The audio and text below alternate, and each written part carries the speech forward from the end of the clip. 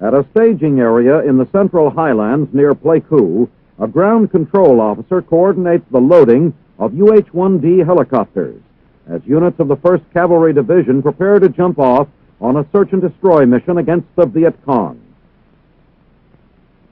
The assault choppers lift the air cavalrymen to landing zones Kim and Amy, some 70 kilometers northwest of Pleiku and about 100 meters from the Cambodian border. It is 11 April, and the first phase of Operation Mosby is beginning. At landing zone Kim, the immediate mission of the first wave of troops is to secure the area for subsequent sorties. While a perimeter defense is being set up, mortar crews lay their weapons. A smoke grenade is used to signal the second wave of cavalrymen that landing zone Kim has been secured and that it is safe to land. The units have drawn no enemy fire, and as the troops hit the ground, they move rapidly to the perimeter of the LZ, leaving the center free for helicopter traffic. These troops will hold the LZ for the next few days so that other units probing the jungles around it will have a secure base upon which to rely for quick support. The overall mission of this battalion-sized operation is to set up ambushes near the Cambodian border and to disrupt the suspected VC buildup of men and materiel in the area. The patrols, however, were routine. Other than the difficult terrain, one of the greatest challenges was to locate an adequate supply of usable water. There was no contact with the enemy by the elements filmed, and after 3 days of fruitless probes, the units gave up the search and pulled back to the Dak Hodrai River, where they began clearing a sandbar for a 3-ship landing zone.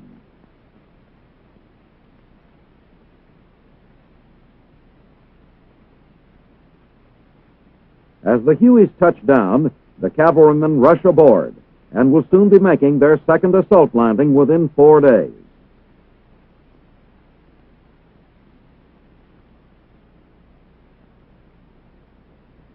From this pickup point in Kontam Province, the units are evacuated to landing zone Joan, which they will secure to support battalion forward operations in the new area. As the first phase of Operation Mosby nears its end, there has been little contact with the enemy, but a considerable amount of VC equipment and ammunition was captured. After the new LZ is secure, the units are resupplied before continuing their patrols. Several days later, on 21 April, other units of the 1st Cavalry Division move out of their base camp at On Khe to begin the second phase of Operation Mosby.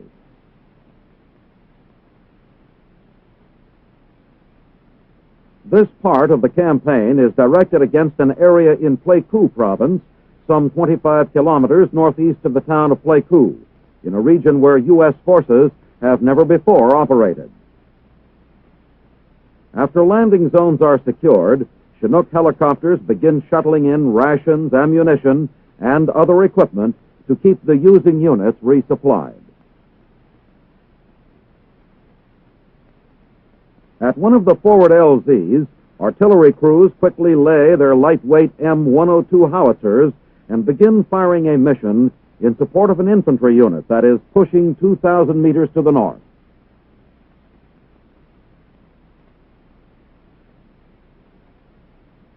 Meanwhile, the commander of the brigade-sized force discusses the situation with subordinate commanders and his S2. On the following day, 22 April, a captured DC suspect is brought to a forward CP. The prisoner is fed and then turned over to a Vietnamese intelligence officer for interrogation. After detailed questioning, the captive points out on a map an area where Viet Cong might be holed up. The suspect is bound, and plans are made for an attack against the suspected VC stronghold. With the bound prisoner in tow, a company moves out to investigate the information. Early in the march, a grass hut containing about 1,000 pounds of rice is located, but there is no sign of the Viet Cong. The hut is burned to the ground, and the company continues its search of the area. Soon after, the company comes upon a village that appears to be abandoned. The unit holds up at the edge of the jungle while the CO deploys his platoons around the cluster of thatched huts. The houses are far from deserted, and all the villagers are soon assembled for questioning. Although the inhabitants deny any involvement with the VC, there is disconcerting evidence to the contrary. A clump of bamboo spikes is found, such as those used by the VC for punji stakes. Also, there is a suspicious number of able-bodied adult males present. After much questioning through an interpreter with negative results, the suspected guerrillas are culled out and then marched away. They will be airlifted to a battalion CP for interrogation by a Vietnamese intelligence officer. Then the company leaves the village to continue its search of the area. At a battalion CP the following day, 24 April, the commander of the units participating in Phase 2 of Operation Mosby arrives for a report on latest developments. This extensive 4-day search of an area 20 by 30 kilometers square has produced no significant contact with the enemy.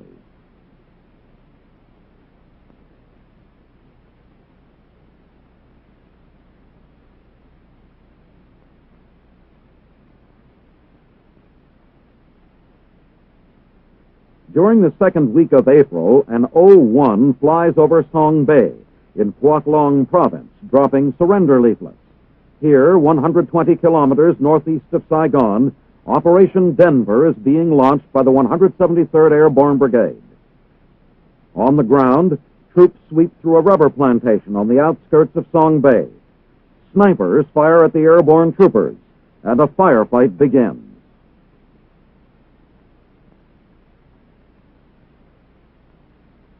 Then, as suddenly as it began, the enemy firing ceases and the Viet Cong break off. The men of the 173rd continue moving up, while medics treat some of the light casualties sustained during the brief contact. As the Americans come up on the village, there is no sign of life. The Viet Cong have withdrawn, and for now, the fighting is over. At Brigade Forward, General Harold K. Johnson visits with Brigadier General Paul K. Smith, commanding general of the 173rd, and meets members of General Smith's staff. During his visit, the Army Chief of Staff attends an operational briefing. Afterwards, as he always does, General Johnson talks with the troops, offering praise and encouragement. Then, he thanks the commanders and continues his tour of Vietnam.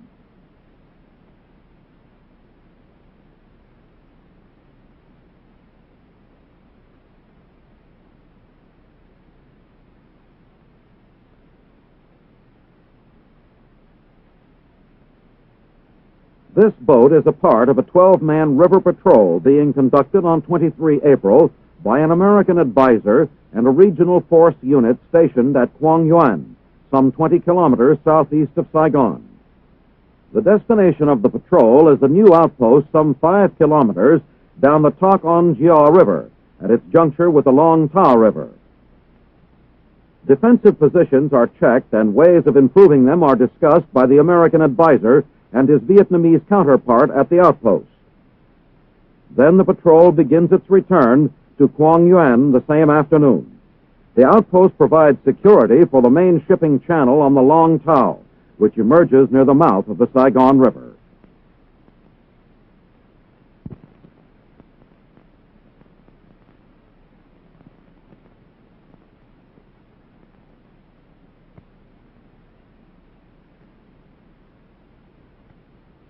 At Ban Hoa on 11 April, helicopters of an aviation battalion are being prepared for the day's mission.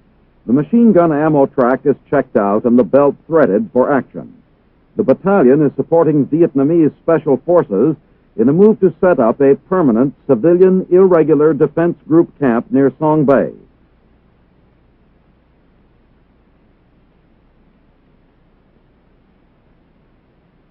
This operation marks the first use in Vietnam of the XM-31 experimental armament system with 2 mounted 20mm cannons.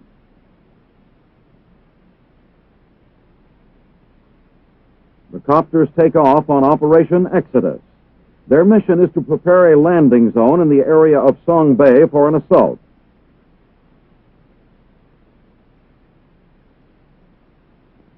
The aerial 20-millimeter cannon fire bursts of high explosive incendiary ammunition.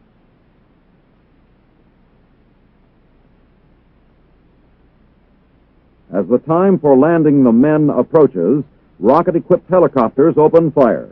Together with the first battle appearance of the 20-millimeter cannon, they subject the enemy to a blanket of fire.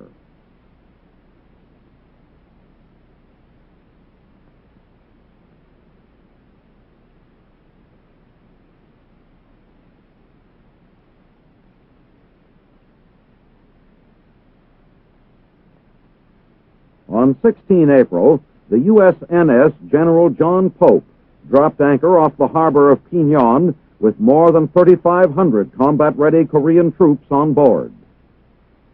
The landing craft are soon filled with assigned boat teams, and the LCUs head for shore. The ROK troops, which arrived after a 6-day trip from Pusan, are part of the 26th Regimental Combat Team. They will be attached to the ROK Tiger Division, which has been serving in Vietnam since October 1965.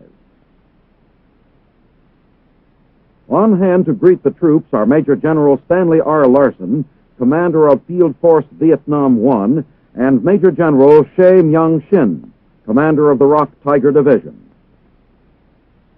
The arrival of the 26th brings to approximately 25,000 the number of Koreans assigned to South Vietnam.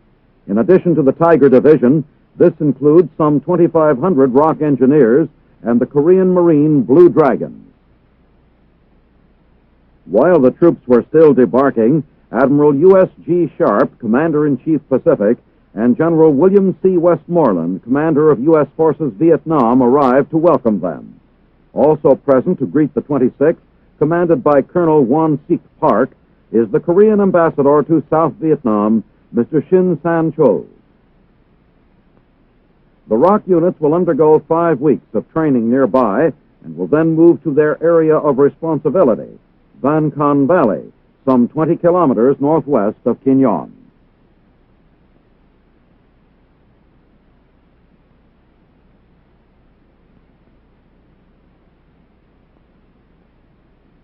On 21 April in Washington, D.C., the White House Rose Garden is the setting for a posthumous presentation of the nation's highest award for heroism, the Medal of Honor to PFC Milton E. Olive III.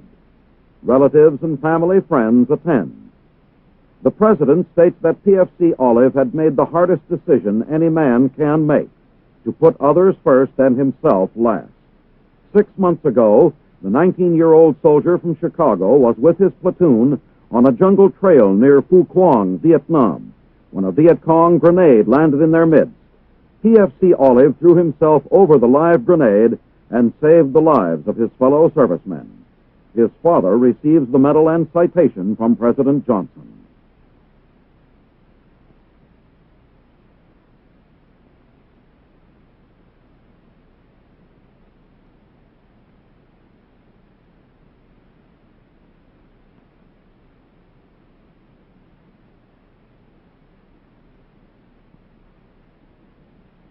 Near Pleiku in April, a master control station is being built for the Decca navigational system.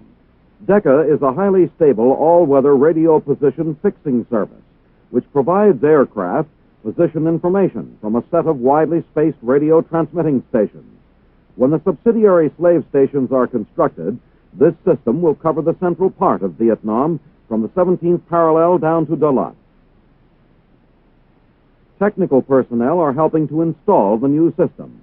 The first Decca system became operational in the southern part of Vietnam in January 1963, with stations located at Ton Sa Nut, Bung Tau, and 3 smaller towns. It has assisted greatly in combat assault missions, resupply of units, aircraft recovery, medevac, and other missions. Here, 2 of the technicians prepare a rough draft of a flight map at Ton Sa Nut Air Base. After studying the rough map, they plot topography detail on the original flight map, which later will be made into printing plates.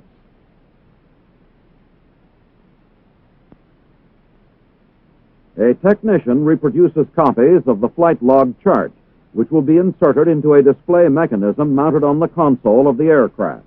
Information is furnished to the aircraft up to a distance of several hundred kilometers.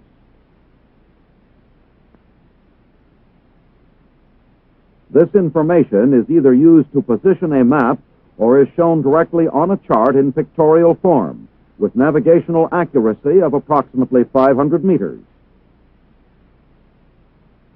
It can help a pilot to find a specific location in unidentifiable terrain. Here, the technical maintenance crews install the DECA system into two UH-1B helicopters on the flight line. Into the console, the technician installs the three phase reading meters, which provide the basic information to the operator.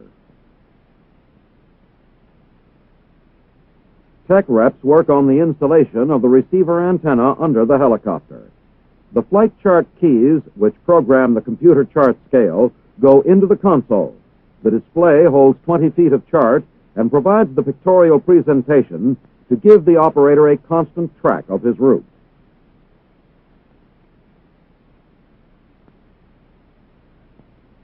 Then the display with its map is mounted in the cockpit. The newly installed equipment is explained to the crew chief. He is shown the computer in its storage compartment and the console with a chart display and keys.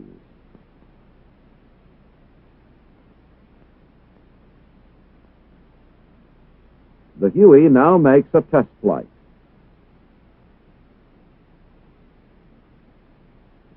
The moving flight log chart with its needle marks the helicopter's course. This system will help future operations by providing accurate airlifts and fire delivery from gunships.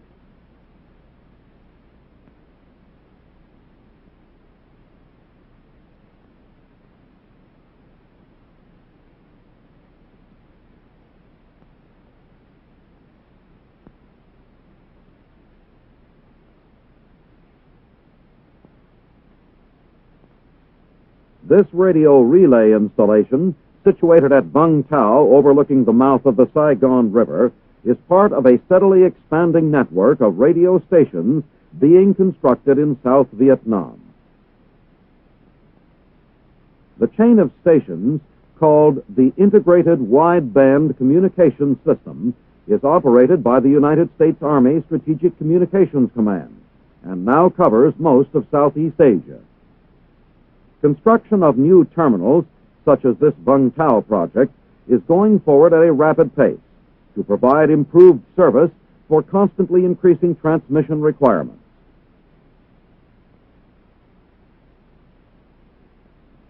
Farther north along the coast of South Vietnam at Nha Trang, another tropospheric scatter site is undergoing development. Like most, it is operated from a van. A new warehouse will provide storage for the many items required to service this terminal. As part of the Southeast Asia network, these Vietnam installations will handle voice, data, and message transmission. Inland at Pleiku, 385 kilometers north of Saigon, the new IWCS radio terminal is installing large fuel storage tanks.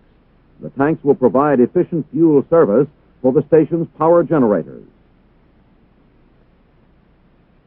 Still another troposcatter site is located at Da Nang, 160 kilometers southeast of the border between North and South Vietnam. Here, antenna foundations and generator sheds are being built. Van controls are in. The terminal at Phu Lam, another site on the central coastal plain, has been in operation for some time. The base is well advanced, and MPs stand guard at the entrance, screening all vehicles.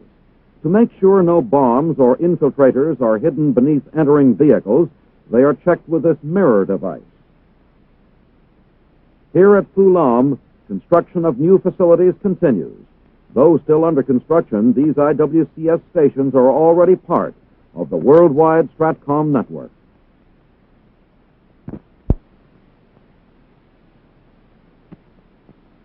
At Panmunjom, Korea, on 23 April, Major General Joseph O. Butcher, U.S. Marine Corps, arrives at the Military Armistice Commission meeting for his first session as senior representative of the United Nations Command. Major General Pak Chung-Kuk of North Korea makes a statement discrediting all previous UN members and asking for General Butcher's cooperation. Then UN members listen to accusations of armistice violations. General Butcher and other UN representatives listen to the familiar charges. When it is his turn to address the meeting, General Butcher replies by showing a North Korean propaganda film that depicts the introduction of modern Russian equipment to North Korea.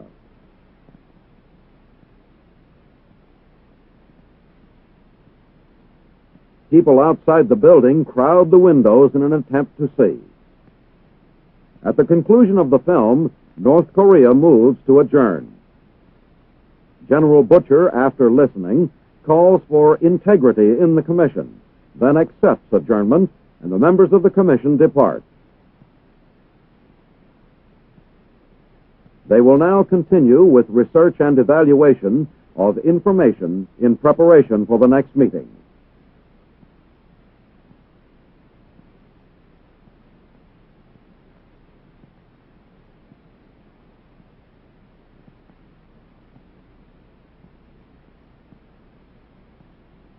This is Camp Randall near Santo Domingo, base for units of the 82nd Airborne Division, which is part of the ready force of the IAPF. Units of the military police are inspected and receive their patrol orders before they move out on their daily mission. In April, 14 patrols ranged daily throughout the city, including the area now known as the Rebel Sector.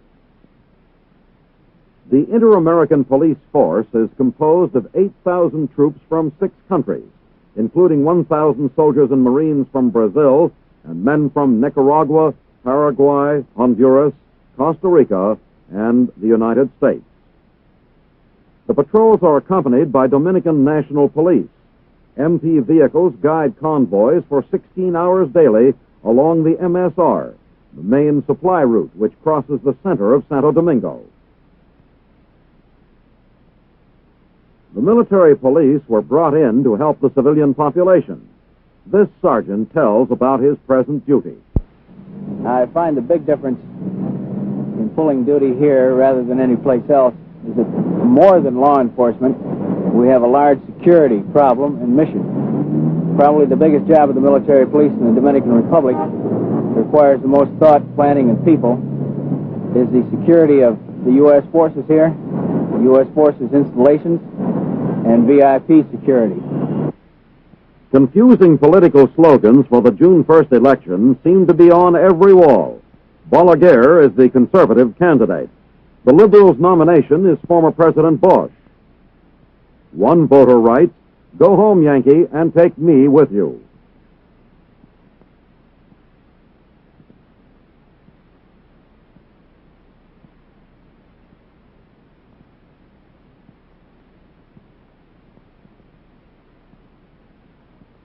U.S. Army engineers and a pipeline unit are making rapid progress on the POL tank farm under construction near Satahip, Thailand. 3 of the 5 storage tanks planned for the farm had been completed and much related work accomplished when these scenes were filmed on 25 April. After the grading and leveling operations are finished, the entire area will be blacktopped. Here, a weld is being made on a pipe that will be used later in a feeder line. Meanwhile, other engineers and a Thai laborer install a T-joint in the pipeline to the first completed storage tank.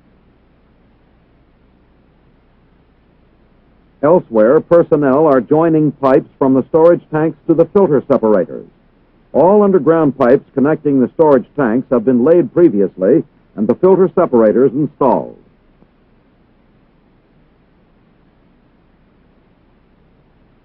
Each of the bolted steel storage tanks will hold 10,000 barrels of aircraft fuel. The 4th tank has been started and the base constructed for the 5th. Completion is scheduled for 25 June, some 4 months after work began.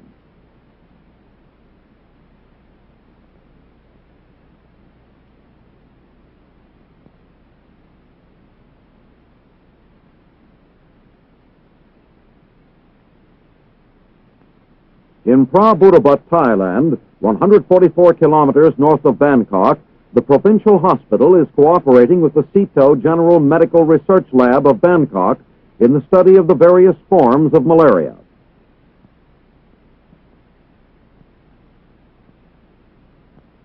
In a hospital, a cage of mosquitoes is fed the blood of a malaria patient for the transfer of the disease to gibbons.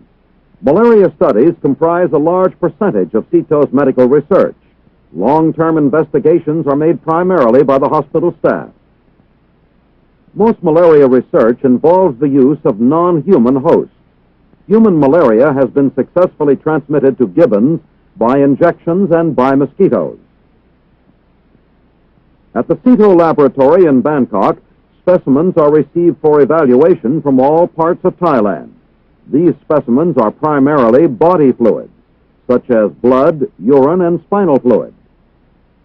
The technician here injects fluid into test vials as the entomology lab conducts a precipitin test of mosquito blood meals. A great deal of field work is required to collect specimens and samples of diseases and virus throughout Thailand. Medical teams are constantly at work in the field, forwarding specimens to the research lab in Bangkok for evaluation and cataloging. The United States has been working with Thailand in medical research for over 5 years. The U.S. component of the lab is a special activity of Walter Reed Army Institute of Research, U.S. Army Medical Research and Development Command. Research collaboration is also performed with the Thai Ministry of Public Health, the School of Tropical Medicine, and the Ministries of Agriculture and Interior. In the automatic blood analyzer, specimens are drawn through the tube system and the results scribed on the recording unit. An American technician takes the recorded data of the tests and by means of an overlay chart reads the results. Malaria affects more people in Thailand than any other disease. In the cooperative research project, the problem of disease resistance to drugs is being investigated. 7 of 9 scientific departments here are involved in the study of malaria. The results of this research are of great importance in both peace and war.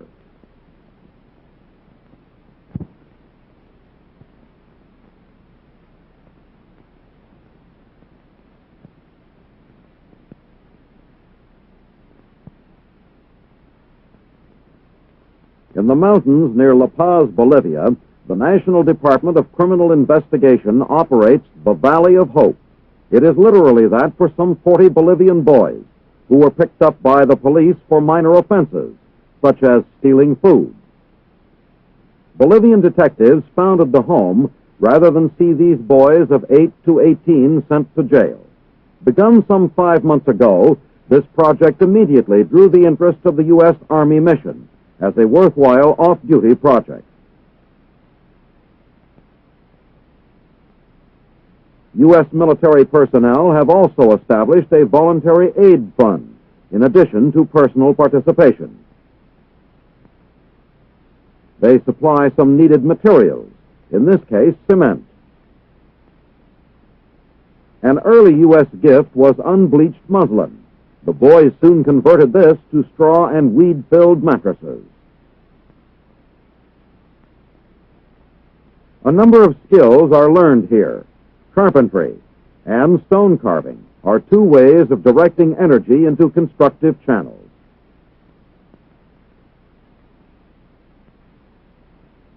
There are garden plots where the boys, on their own, raise a variety of basic vegetables. The boys provide whatever they can with their own efforts. As their water supply is open to contamination, an officer of the U.S. Army Engineers gives professional advice for self-help improvement. An underground water pipe with cemented joints is the result. The Bolivian boys' town is housed in an old hacienda, which the boys are restoring. The home operates on $100 a month, made up of monthly donations by Bolivian detectives, plus off-duty help from the U.S. mission. The boys sleep in an abandoned railway station.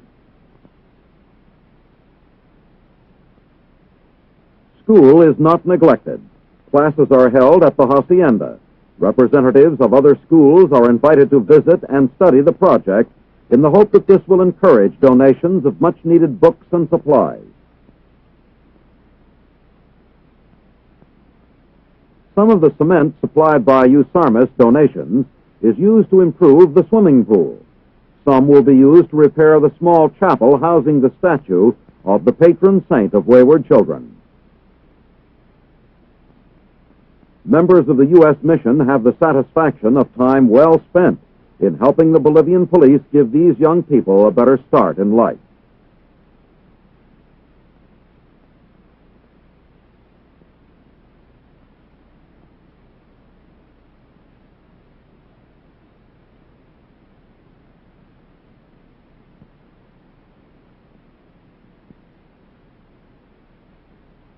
High atop Mount Guglielmo in northern Italy, a badly deteriorated refuge is being rebuilt through the combined efforts of U.S. Army personnel and the local populace.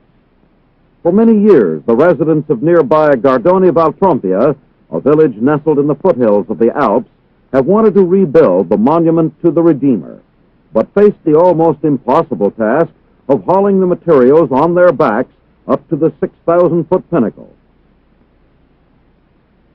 The Southern European Task Force responded to a request for assistance by furnishing 2 CH-34 helicopters for an airlift of construction materials from the pickup point to the mountaintop.